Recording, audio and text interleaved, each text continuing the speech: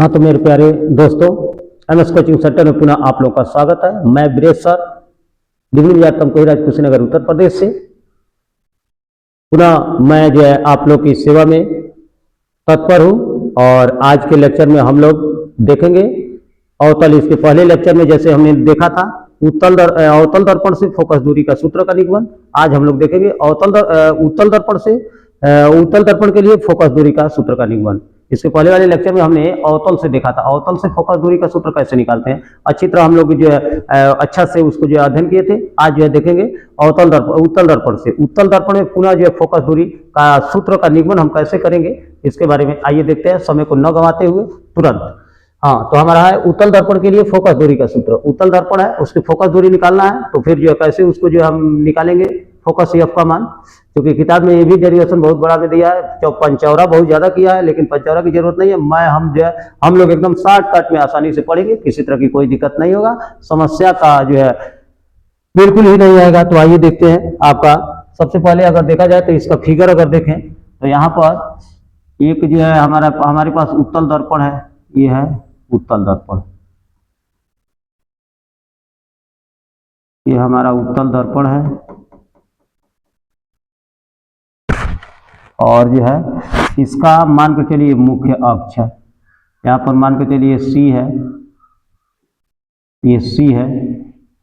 इसके मुख्य अक्ष पर मान कर चलिए, इसके मुख्य अक्ष पर ही एक जो है बिंदु O है और एक बिंदुवत वस्तु रखा गया है मुख्य अक्ष पर ही। यहाँ पर एक बिंदुवत वस्तु है, यहाँ से किरण अगर भेजे इस पे, तो यहाँ से किरण जब भेजेंगे तो भेजने के बाद अगर देखा जाए तो इसे यहाँ इस बिंदु पर अभिलंब डाल दे। अभिलंब कभी भी सी से ही जाता है, तो सी से अभिलंब अगर डाल दे यहाँ से, तो गौर कीजिएगा अभिलंब ये आपका अभिलंब है। अभिलंब है तो ये कोण जो बनेगा ये आपका आई होगा। अभिलंब और जो आपतित किरण के बीच बनने वाला कोण आई, जो आपतन अभिलंब और जो अभिलंब और आपतित किरण के बीच बनने वाला जो कोण होता है उसको आपतन कोण कहा जाता है, जिसे आई से डिनोट किया जाता है। आई हो गया।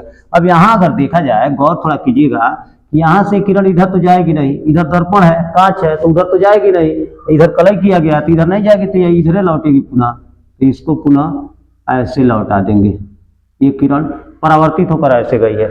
अब इधर तो कहीं मिलेगी नहीं, और ये मुख्य अक्ष को जब तक काटेगी नहीं तब तक प्रतिबिंब बनेगा नहीं। तो यहाँ से अगर इसको पीछे हम बढ़ा दें, गौर कीजिएगा, मान के चलिए यहाँ पर यह काट रही है, आई यहाँ पर है, ठीक, यह जो है। तो अब यहाँ देखा जाए तो ये जो कोण होगा, ये कोण होगा आर, और यदि ये आर होगा तो ये भी होगा आर होगा।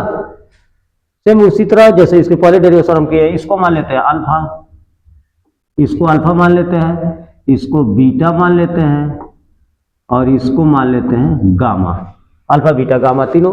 यहाँ पर जो है अगर देखा जाए तो एक बिंदु ले रहा है एम, ये इसका ध्रुव पी होगा, और यहाँ से देखा जाए तो इसकी जो दूरी होगी, ये जो वक्रता त्रिज्या होगा सी तक, वक्रता त्रिज्या आपसे डिनोट करते हैं क्योंकि दर्पण के पीछे प्लस होता है।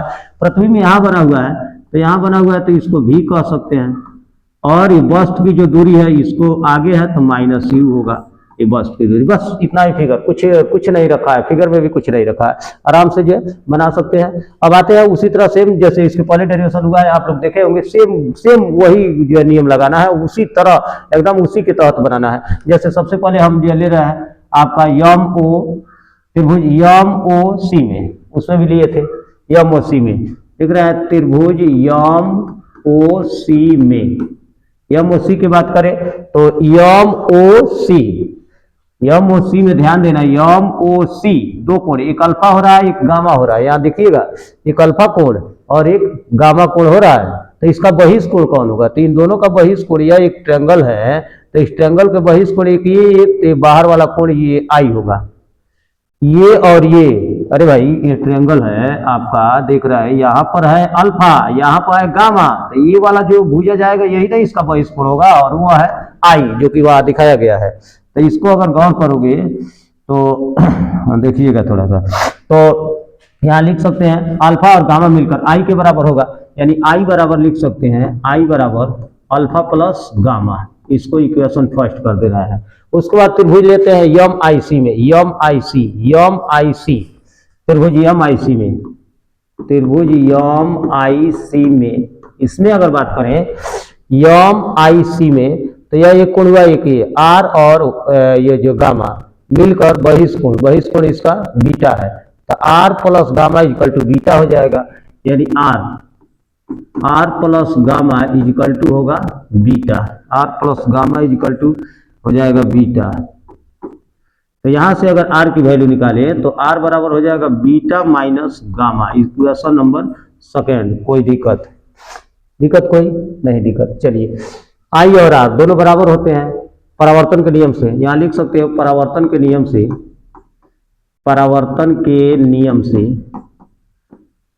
से कोण आई बराबर होता है कोण आर, होता है तो ये भी तो आई है, ये आर है, दोनों बराबर लिख दो। अल्फा प्लस समीकरण 1 और 2 से कर देना, alpha plus gamma equal to हो जाएगा बीटा माइनस गामा, गामा को एक पास कर ले रहा है, ये गामा माइनस का इधर आएगा प्लस का और इसको उधर भेज देना है, तो ये गामा प्लस फिर gamma equal to beta minus alpha, ये अल्फा है उधर जाएगा तो माइनस का हो गया, इसको लिख सकते हो 2 gamma equal to beta minus alpha, ये आपका इक्वेशन नंबर 3 कर दे रहा है। अब क्या करते हैं, अल्फा बीटा गामा का मान निकाल दे रहे हैं वहां से। कोण बराबर सूत्र होता है, कोण बराबर सूत्र होता है चाप बटे त्रिज्या, चाप बटे त्रिज्या हो जाएगा। अब यहां देखा जाए तो कोण अल्फा की बात करें तो अल्फा बराबर चाप ये वाला चाप है, ये चाप हुआ, यानी एम पी और बटे त्रिज्या, अल्फा के लिए यहां से लेकर और यहां तक त्रिज्या होता है, यानी ओपी। उसी तरह अगर बीटा की वैल्यू निकाले तो चाप वही एम पी, अब बटे बीटा यहां है तो यहां दूरी आई पी आई क्या है, आई पी कुछ भी हो जाएगा।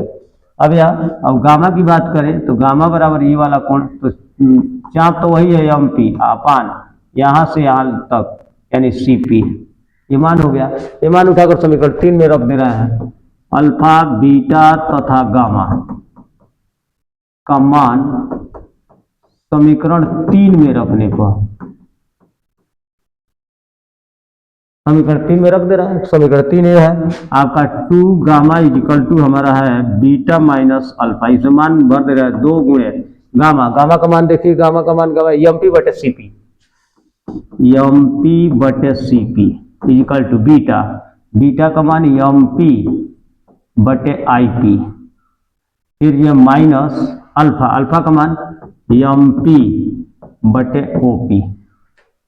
कोई दिक्कत, आगे बढ़ते हैं। एम पी दोनों तरफ है, खत्म हो जाएगा, एम पी खत्म हो जाएगा, यह हो जाएगा 2 बटे सी पी बराबर 2 बटे सी पी बराबर 1 बटे आई पी माइनस 1 बटे ओ पी।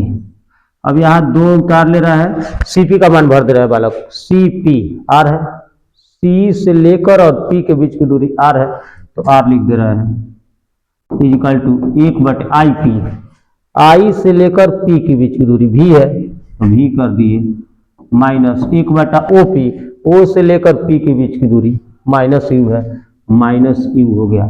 इसको देखा जाए तो 2 बटे आर को लिख सकते हैं 2f 1/v और यहाँ प्लस हो जाए माइनस प्लस। यहाँ अगर देखा जाए गौर से तो 2 से 2 कैंसिल, 1 बटा एफ बराबर 1 बटा वी प्लस 1 बटा यू, ये हमारा उत्तल दर्पण के लिए हो जाएगा।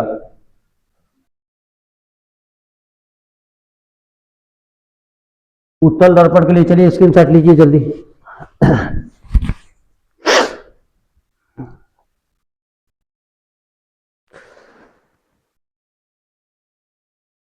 चलिए यह जो है बिल्कुल इजी आपका सरल तरीका से आप लोग जो है अवतल और उत्तल दोनों का जो है फोकस दूरी का सूत्र देखे हैं। अब पुनः जो है हम लोग जो है अगले वीडियो में मिलेंगे, जितने इंपोर्टेंट डेरिवेशन है सब बारी बारी से कर ही रहे और करते रहेंगे। आप लोग जो है मन लगाकर पढ़ते रहिए और जो है परीक्षा एकदम जो है नजदीक हो चुका है, तो ऐसा कीजिए कि इतना ही कम समय में भी बहुत कुछ कर सकते हैं, बशर्ते बस जो है थोड़ा सा मेहनत करें घर पर और ये ऑफलाइन ऑनलाइन दोनों तरह से अगर जो है सेवा जारी है तो दोनों तरह से मेहनत करें ताकि अधिक से अधिक 1 से 1.5 महीने के अंदर आपका नंबर काफ़ी बेहतरीन आ जाए।